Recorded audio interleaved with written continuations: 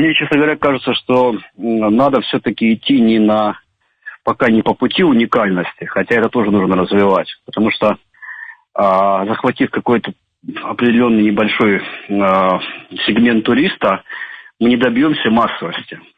Я бы пока все-таки, наверное, говорил о развитии тех хороших качеств, которые в Абхазии начали развиваться в последние несколько лет.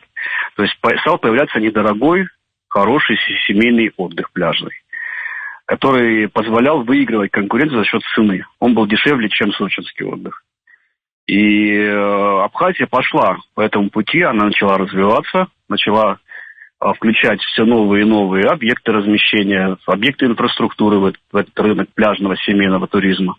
Но, к сожалению, внешние причины, которые способствовали на ранних этапах этому, они потом же его немножечко и притормозили, и, к сожалению, возможно, что и обратят вспять.